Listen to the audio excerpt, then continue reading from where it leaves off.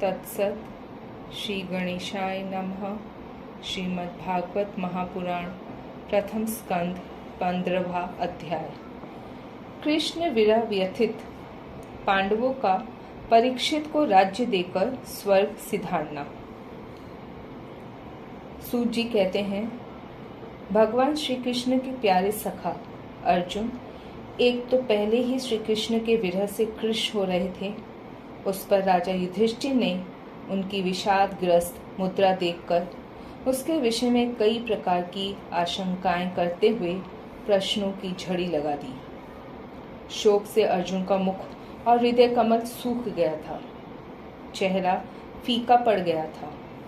वे उन्हीं भगवान श्री कृष्ण के ध्यान में ऐसे डूब रहे थे कि बड़े भाई के प्रश्नों का कुछ भी उत्तर न दे सके।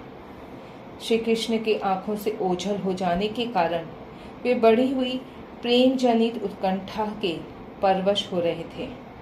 रथ हाँकने, टहलने आदि के समय भगवान ने उनके साथ जो मित्रता, अभिन्न हृदयता और प्रेम से भरे हुए व्यवहार किए थे, उनकी याद पर याद आ रही थी।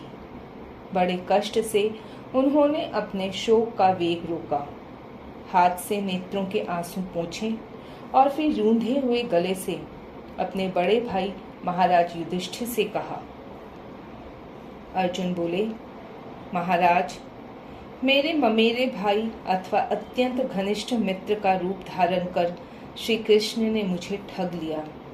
मेरे जिस प्रबल पराक्रम से बड़े बड़े देवता भी आश्चर्य में डूब जाते थे, उसे श्री कृष्ण ने मुझसे छीन लिया। जैसे यह शरीर प्राण से रहित होने पर मृतक कहलाता है, वैसे ही उनके क्षण भर के वियोग से यह संसार अप्रिय दिखने लगता है। उनके आश्रय से द्रौपदी स्वयंवर में राजा द्रुपद के घर आए हुए कामोन्मत्त राजाओं का तेज मैंने हरण कर लिया, धनुष पर बाण चढ़ाकर मत से वेद किया और इस प्रकार द्रौपदी को प्राप्त किया। उनकी सानिध्य मात्र से मैंने समस्त देवताओं के साथ इंद्र को अपने बल से जीतकर अग्निदेव को उनकी तृप्ति के लिए खांडव वन का दान कर दिया और मैं दानव की मान निर्माण की हुई अलौकिक कला कौशल से युक्त मायामयी सभा प्राप्त की और आपके यज्ञ में सब ओर से आकर राजाओं ने अनेकों प्रकार की भेंटें समर्पित की। 10,000 हाथियों की शक्ति और बल से संपन्न आपके इन छोटे भाई भीमसेन ने उन्हीं की शक्ति से राजाओं के सिर पर पैर रखने वाले अभिमानी जरासंध का वध किया था। तदंतर उन्हीं भगवान ने उन बहुत से राजाओं को मुक्त किया जिनको जरासंध ने महाभैरव यज्ञ में बलि चढ़ाने के लिए बंदी बना रखा था। उन सब राजाओं ने आपके यज्ञ में अनेकों प्रकार के उपहार दिए थे। महारानी द्रौपदी राजसूय यज्ञ के महान अभिषेक से पवित्र हुए अपने उन सुंदर केशों को, जिन्हें दुष्टों ने भरी सभा में छूने का साहस किया था, बिखेर कर तथा अपने आंखों में आंसू भरकर जब श्री कृष्ण के चरणों में गिर पड़ी, तब उन्होंने उसके सामने उसके उस घोर अपमान का बदला लेने की प्रतिज्ञा करके उन धूर्तों की स्त्रियों की ऐसी दशा कर दी कि वे विधवा हो गई और उन्हें अपने केश अपने हाथों खोल देने पड़े। वनवास के समय हमारे वैरी दुर्योधन के षड्यंत्र से 10,000 शिष्यों को साथ बिठाकर भोजन करने वाले महर्षि दुर्वासा ने हमें दुस्तर संकट में डाल दिया था। उस समय उन्होंने द्रौपदी के पात्र में बची हुई शाक की एक पत्ती का ही भोग लगाकर हमारी रक्षा की। उनका ऐसा करते ही नदी में स्नान करती हुई मुनि मंडली को ऐसा प्रतीत हुआ मानो उनकी तो बात ही क्या, सारी त्रिलोकी ही तृप्त हो गई है। उनके प्रताप से मैंने युद्ध में पार्वती सहित भगवान शंकर को आश्चर्य में डाल दिया तथा उन्होंने मुझको अपना पाशुपात नामक अस्त्र दिया। साथ ही दूसरे लोकपालों ने भी प्रसन्न होकर अपने अपने अस्त्र मुझे दिए। और तो क्या, उनकी कृपा से मैं इसी शरीर से स्वर्ग में गया और देवराज इंद्र की सभा में उनके बराबर आधे आसन पर बैठने का सम्मान मैंने प्राप्त किया। उनके आग्रह से जब मैं स्वर्ग में ही कुछ दिनों तक रह गया, तब इंद्र के साथ समस्त देवताओं ने मेरी इन्हीं गांडीव धारण करने वाली भुजाओं का निवात कवच आदि दैत्यों को मारने के लिए आश्रय लिया। महाराज, यह सब जिनकी महती कृपा का फल था, उन्हीं पुरुषोत्तम भगवान श्री कृष्ण ने मुझे आज ठग लिया। महाराज, कौरवों की सेना भीष्म, द्रोण आदि अजय महामत्स्यों से पूर्ण अपार समुद्र के समान दुस्तर थी, परंतु उनका आश्रय ग्रहण करके अकेले ही रथ पर सवार हो मैं उसे पार कर गया।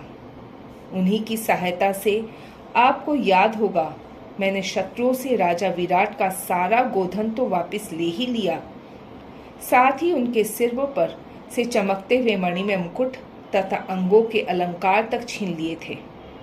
भाई जी, कौरवों की सेना भीष्म, कर्ण, द्रोण, शल्य तथा अन्य बड़े बड़े राजाओं और क्षत्रिय वीरों के रथों से शोभायमान थी। उसके सामने मेरे आगे आगे चलकर वे अपनी दृष्टि से ही उन महारथी युद्धपतियों की आयु, मन, उत्साह और बल को छीन लिया करते थे। द्रोणाचार्य, भीष्म, कर्ण, भूरिश्रवा, सुशर्मा, शल्य, जयद्रथ और बृहल्की आदि वीरों ने मुझ पर अपने कभी न चूकने वाले अस्त्र चलाए थे, परंतु जैसे हिरण्यकश्यपु आदि दैत्यों के अस्त्र शस्त्र भगवत भक्त प्रहलाद का स्पर्श नहीं करते थे, वैसे ही उनके शास्त्रार्थ मुझे छू तक नहीं सके। यह श्री कृष्ण के भुजदंडों की छत्र छाया में रहने का ही प्रभाव था।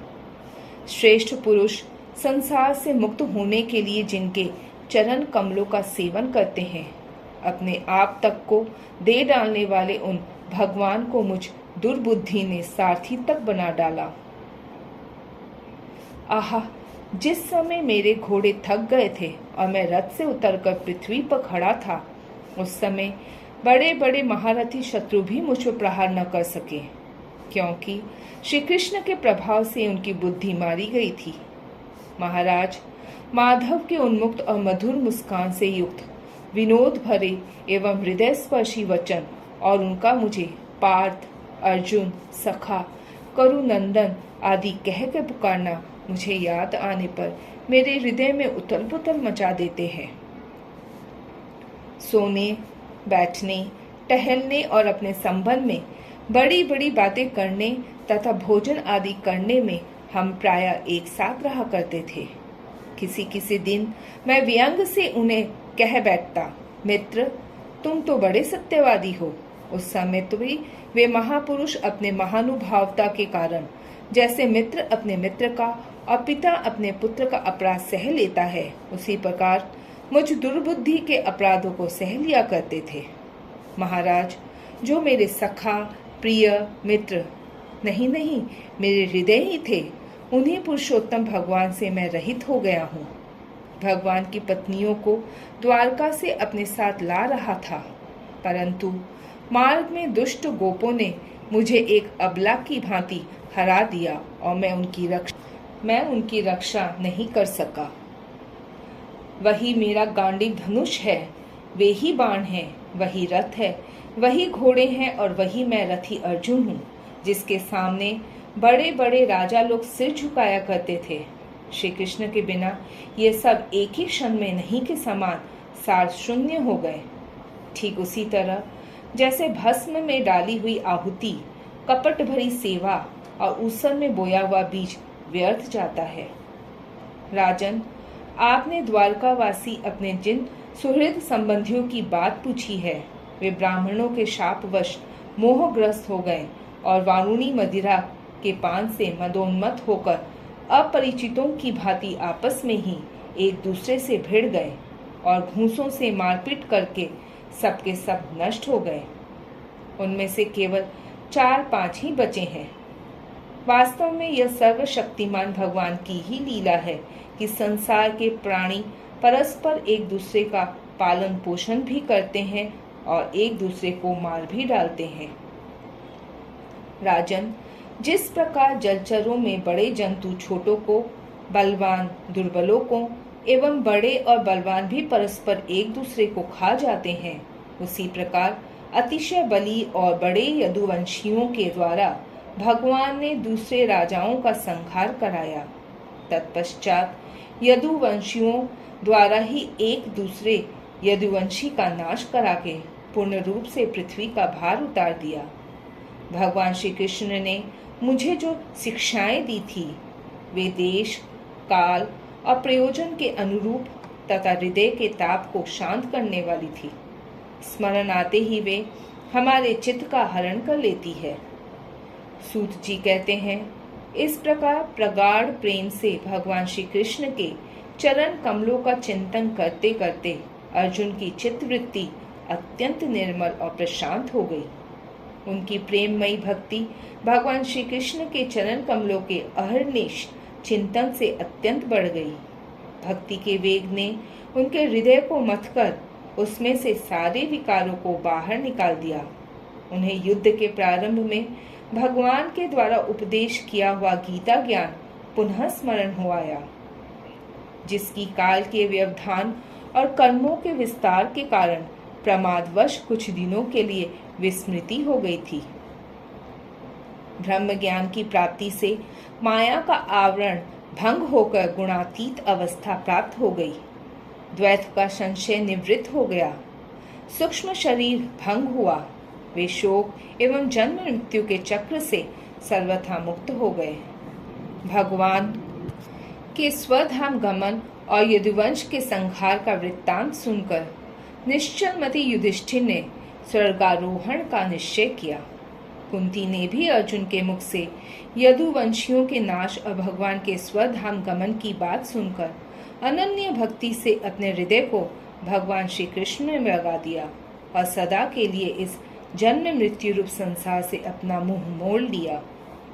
भगवान श्री कृष्ण ने लोक दृष्टि में जिस यादव शरीर से पृथ्वी का भार उतारा था उसका वैसे ही परित्याग कर दिया जैसे कोई कांटे से कांटा निकालकर फिर दोनों को फेंक दे।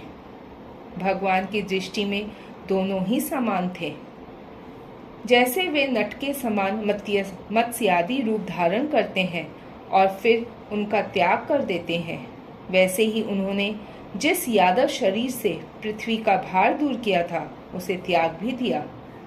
जिनकी मधुर लीलाएं श्रवण करने योग्य है, उन भगवान श्री कृष्ण ने जब अपने मनुष्य से शरीर से इस पृथ्वी का परित्याग कर दिया, उसी दिन विचारहीन लोगों को अधर्म में फंसाने वाला कलयुग आ धमका। महाराज युधिष्ठिर से कलयुग का फैलना छिपा न रहा। उन्होंने देखा देश में, नगर में, घरों में और प्राणियों में लोभ, असत्य, छल, हिंसा आदि अधर्मों की बढ़ती हो गई है। तब उन्होंने महाप्रस्थान का निश्चय किया। उन्होंने अपने विनयी पौत्र परीक्षित को, जो गुणों में उन्हीं के समान थे, समुद्र से घिरी हुई पृथ्वी के सम्राट पद पर हस्तिनापुर में अभिषिक्त किया। उन्होंने मथुरा में सुर सेनाधिपति के रूप में अनिरुद्ध के पुत्र व्रज का अभिषेक किया।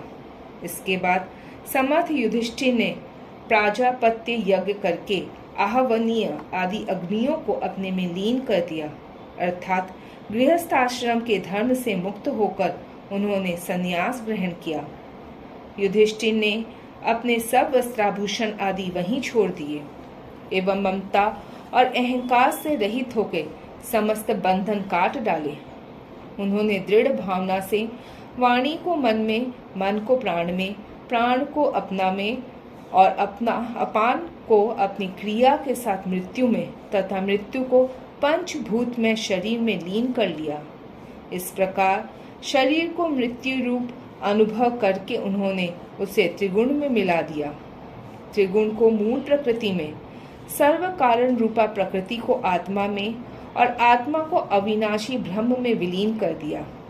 उन्हें यह अनुभव होने लगा कि यह संपूर्ण दृश्य प्रपंच ब्रह्म स्वरूप है। इसके पश्चात उन्होंने शरीर पर चीर वस्त्र धारण कर लिया, अन्न जल का त्याग कर दिया, मौन ले लिया और केश खोलकर बिखेर लिए। वे अपने रूप को ऐसा दिखाने लगे जैसे कोई जड़, उन्मत्त या पिशाच हो। फिर वे बिना किसी की बाट देखे तथा बहरे की तरह बिना किसी की बात सुने घर से निकल पड़े, हृदय में उस पर ब्रह्म का ध्यान करते हुए जिसको प्राप्त करके फिर लौटना नहीं होता। उन्होंने उत्तर दिशा की यात्रा की, जिस ओर पहले बड़े बड़े महात्मा जन जा चुके हैं। भीमसेन, अर्जुन आदि युधिष्ठिर के छोटे भाइयों ने भी देखा कि अब पृथ्वी में सभी लोगों को अधर्म के सहायक कलयुग ने प्रभावित कर डाला है। इसलिए वे भी श्री कृष्ण चरणों की प्राप्ति का दृढ़ निश्चय करके बड़े भाई के साथ पीछे पीछे चल पड़े। उन्होंने जीवन के सभी लाभ भली भांति प्राप्त कर लिए थे, इसलिए यह निश्चय करके कि भगवान श्री कृष्ण के चरण कमल ही हमारे परम पुरुषार्थ हैं, उन्होंने उन्हें हृदय में धारण किया। पांडवों के हृदय में भगवान श्री कृष्ण के चरण कमलों के ध्यान से भक्ति भाव उमड़ आया। उनकी बुद्धि सर्वथा शुद्ध होकर भगवान श्री कृष्ण के उस सर्वोत्कृष्ट स्वरूप में अनन्य भाव से स्थिर हो गई, जिसमें निष्पाप पुरुष ही स्थिर हो पाते हैं। फलतः उन्होंने अपने विशुद्ध अंतकरण से स्वयं ही वह गति प्राप्त की जो विषयासक्त दुष्ट मनुष्यों को भी प्राप्त नहीं हो सकती।